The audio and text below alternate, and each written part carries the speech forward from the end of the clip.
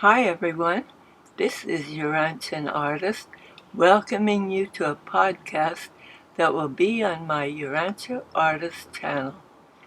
Today is the 14th episode titled The Acme of Religious Living.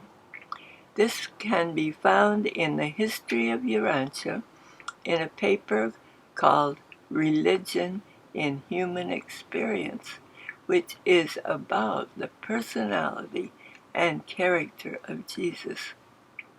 I would like to read you a part in the paper 100.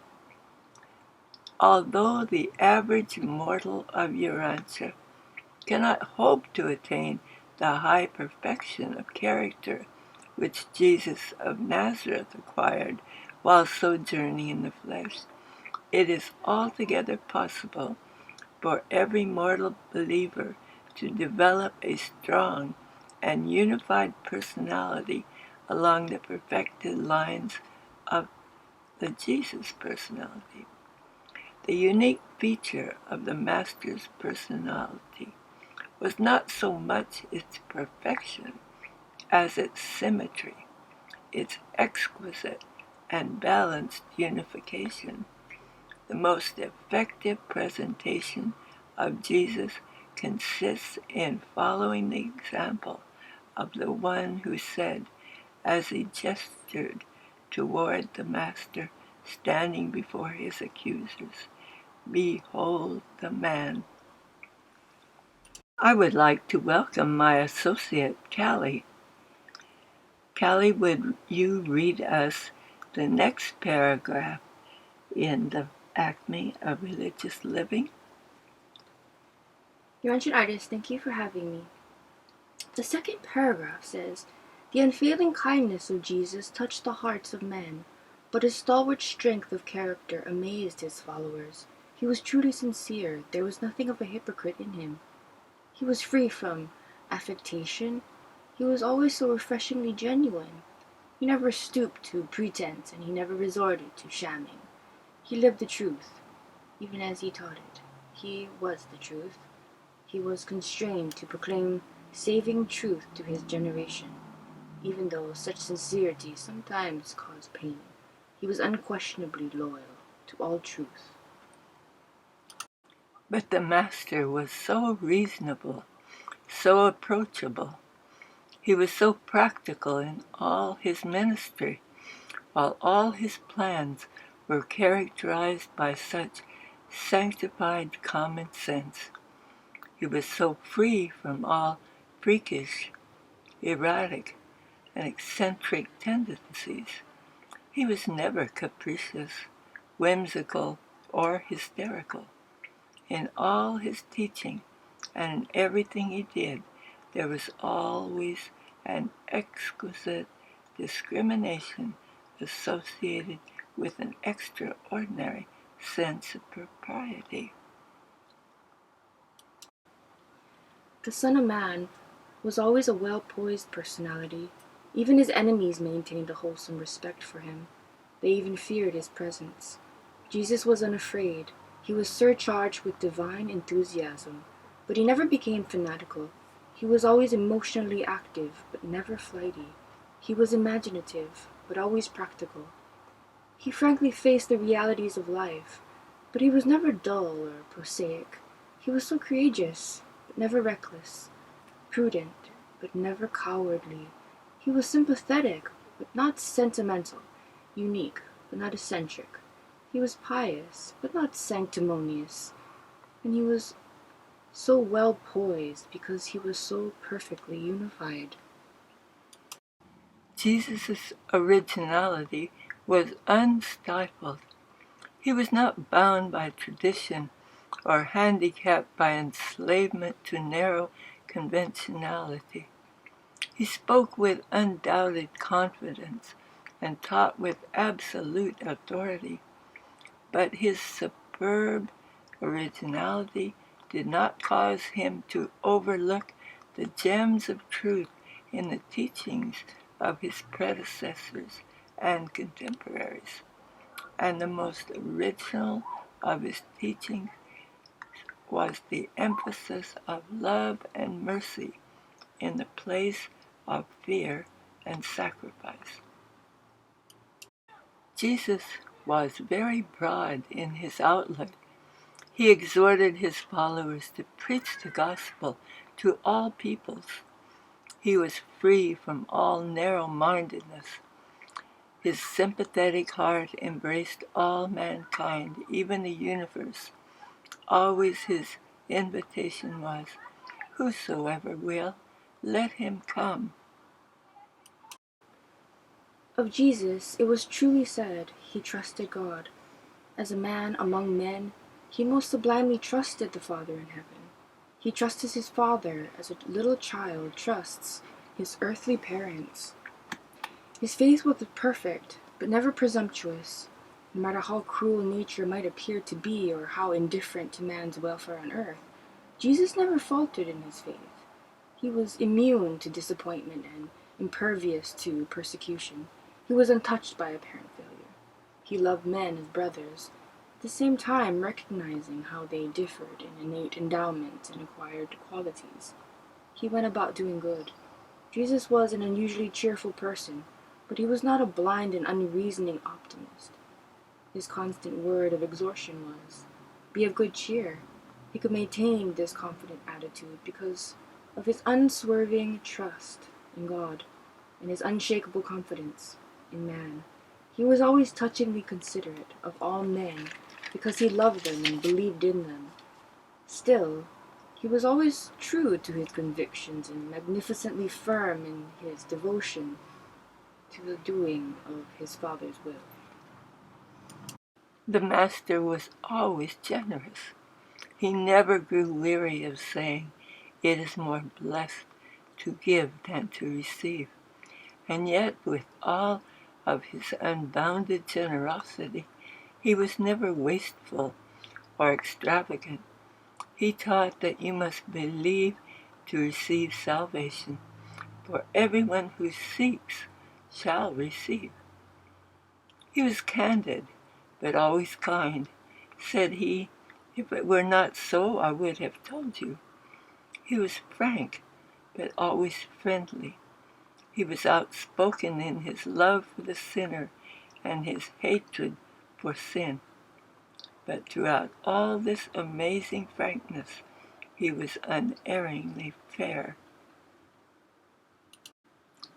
Jesus was consistently cheerful.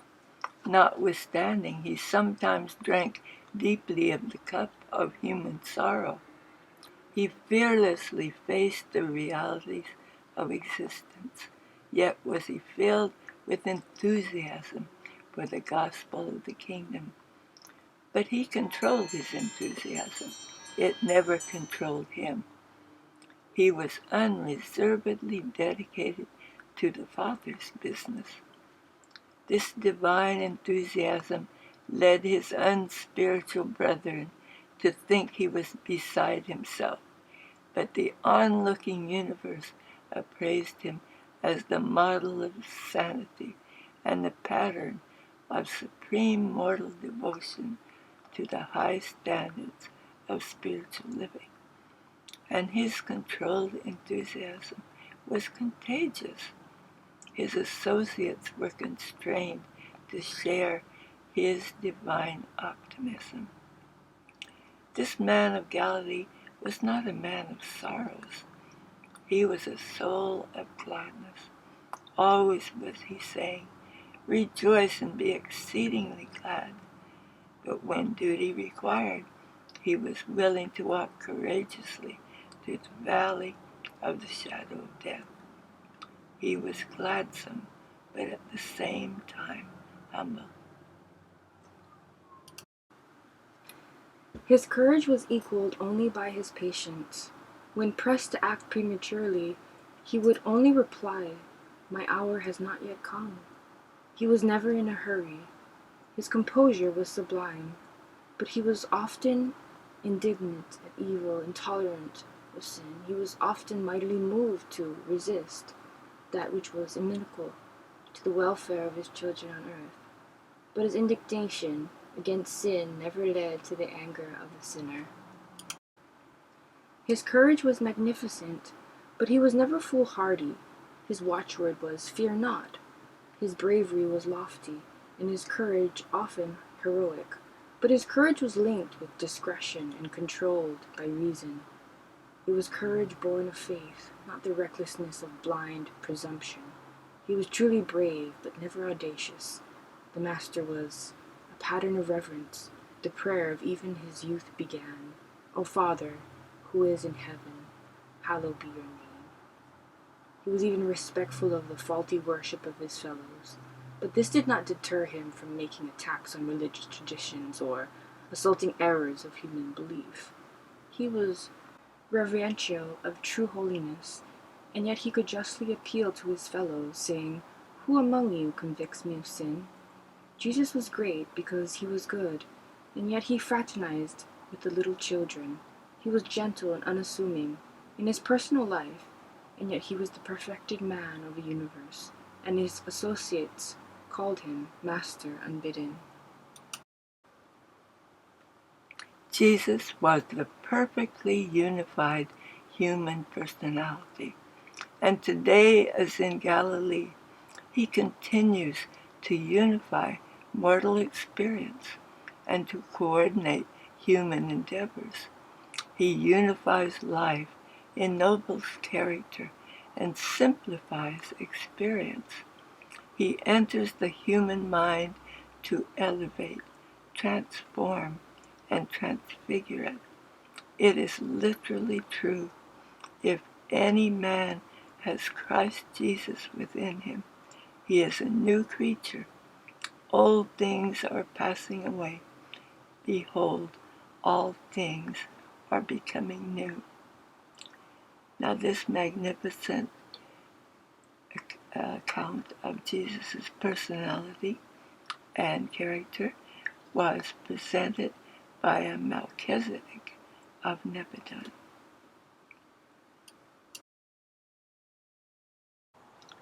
There are a lot of words in the acme of human living that many of us do not really know the meaning of, including myself. So my associate Callie has looked up the dictionary meaning of words in each paragraph, and I would like her to share those 33 words, which are mostly words describing how Jesus was not like those words. Callie, would you share those words now?